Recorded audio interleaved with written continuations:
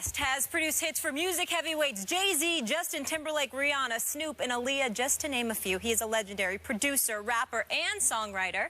We welcome to the desk Timbaland. How you doing? Good. What's going on? Thank you so much for being Welcome here. to the show, bro. This is great. This is great. Early in the morning. Great for us. You. Yeah. And you were on time. No, it's perfect for me. Yeah. Early Great morning. debate. All right.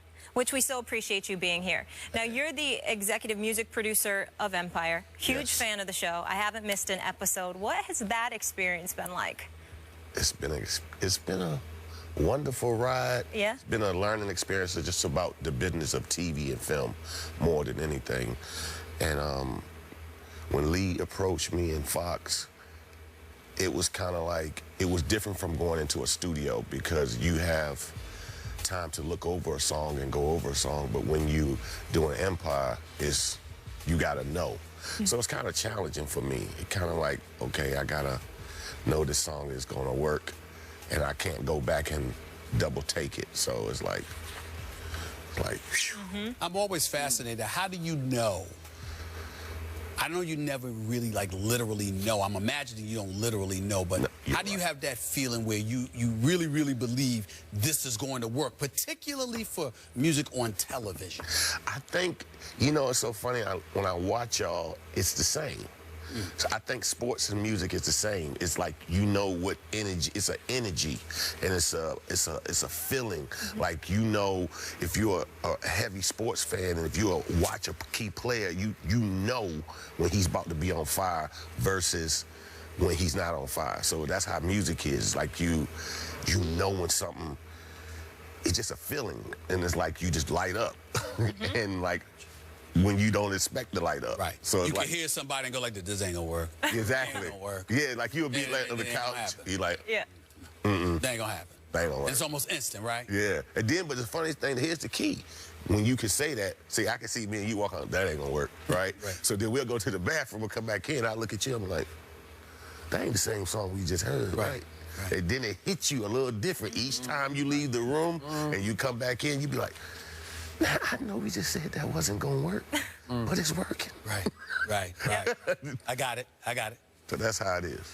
Speaking of a team that is about to be on fire, a team we both love, but not quite enough to pick over the Cavs in the East, you're Miami Heat, and you are a big fan. Yes.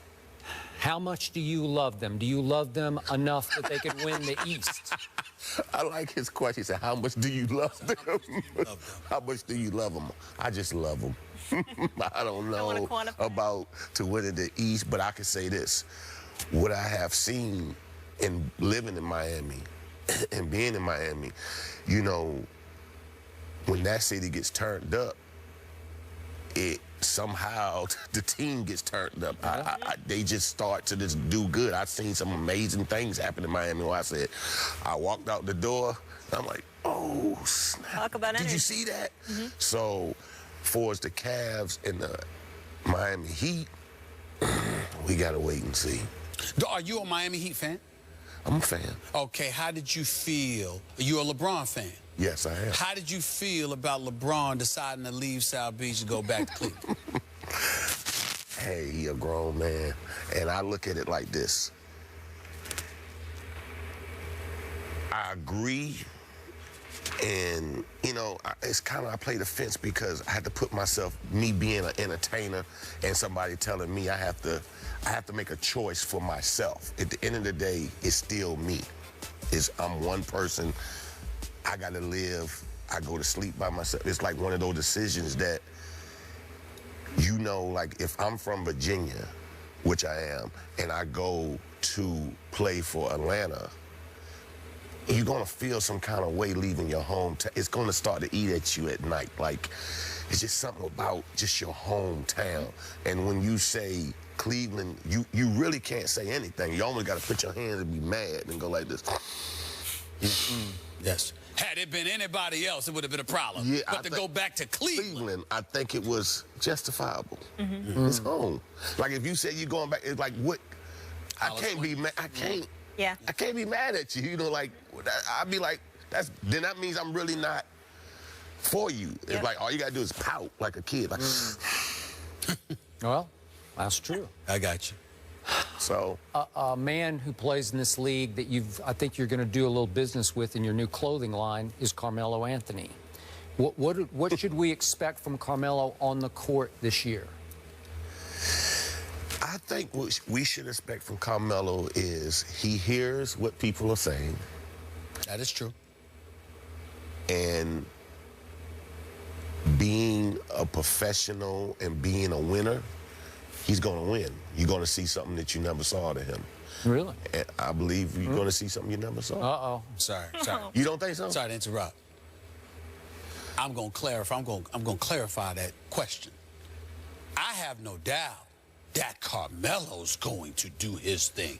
But when you say he going to win, well, he plays for a team, and I don't understand how, if the team is losing, he wins. Because you ain't implying that the Knicks are gonna win, are you? I just said we talked about. I'm just trying to say. I didn't go that. I just need clarification. I didn't put the other people around. Okay. I just stuck to All right. him, and I'm hoping that his energy that he brings.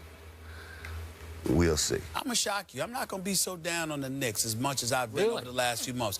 I'm going to give them the benefit of the doubt early on. I know what Melo going to do. I want to see what Robin Lopez and Aaron Aflalo, the Porzingis kid, you know, the number 4 overall pick. I want to see what they do. I think the Knicks might have a shot at winning about 30 games, kid. About 30 games. You gave him this from 17 to 30.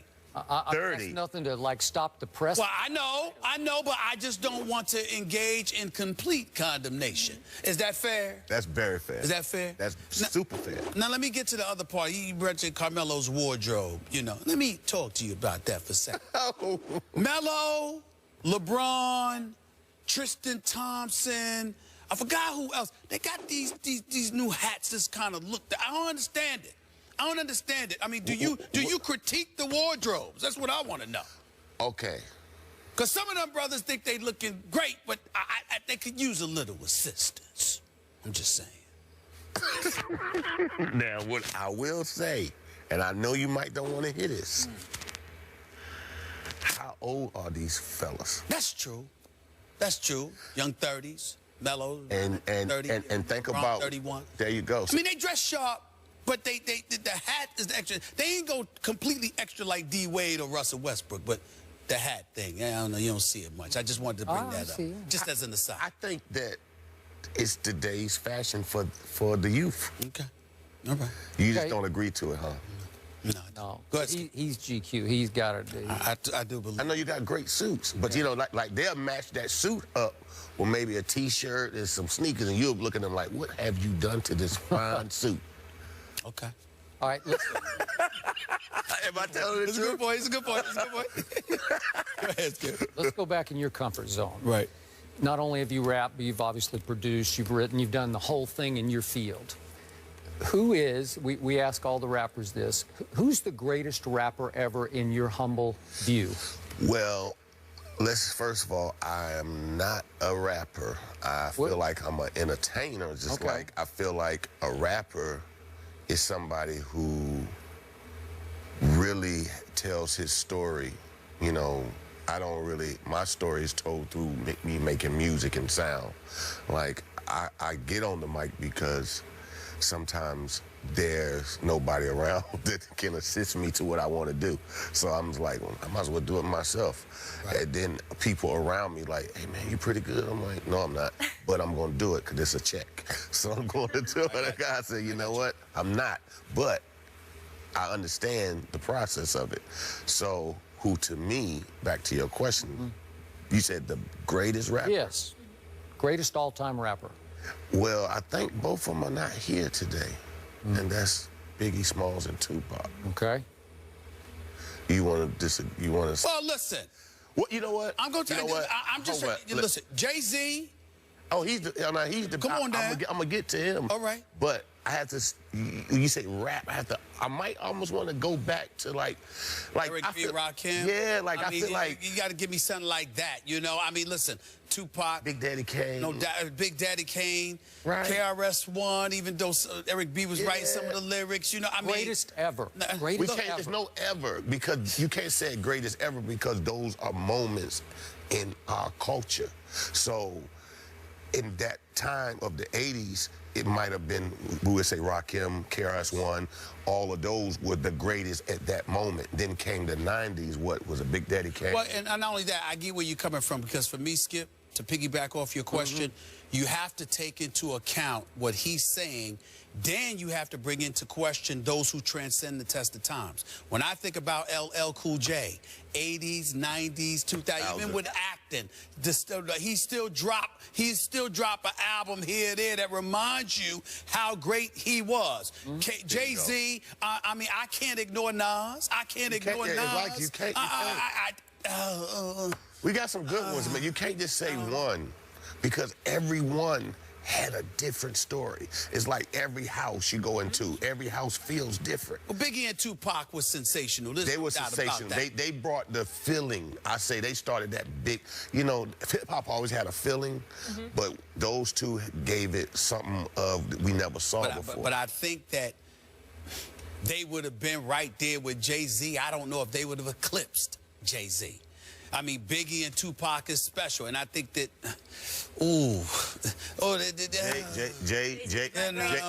Jay is my brother, so I'm gonna put him always number one. But like me being, to ask me is kind of biased because I respect the music, the sanctuary. Just like asking a player in sports, you really can't. It's like we're just because I'm at top right now and I did it 10 years. It's like, man, I gotta really do my history. Because then you have Africa Bambaataa, you have so many things that to say, am I really the best? I got you. Excuse me, am I allowed to have an opinion here? Yes, I want you to tell them what it is. All right, if we're gonna boil it down to Tupac or Biggie, the greatest performer ever in that genre is the Notorious B.I.G.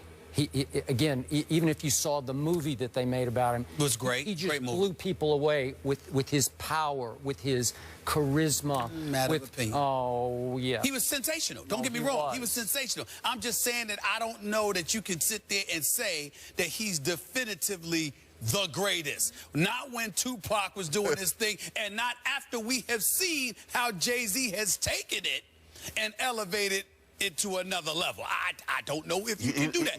I don't know. And I don't know if Biggie would have ever been Biggie if it wasn't for Eric B. and Rakim and those boys. So this is what I say. This is why I say Jay-Z the best. It's not because he can rap. Look what he just explained. Jay-Z saw all of this, so he studied the do's and the do-nots. And he has mastered how to be relevant through the test of time. Because you can't teach that. You can't teach that. Student of the game. You gotta just know how. You gotta know. It's like, you know, you ever heard people say, "Oh, he old. Don't hear that. No. You know, and you know, it's a way to move in life. Yep. To always stay on top. Like, you know, it's only a handful. You watch them just fall, and you climb up the mountain, you be like, dang.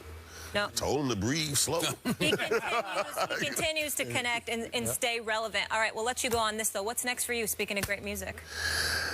I want to do more on the film and TV. Okay. I like that. That's cool. I like putting intellectual property with music. I feel like that's the next wave for me. I feel like my music tells a story, so why not put a story?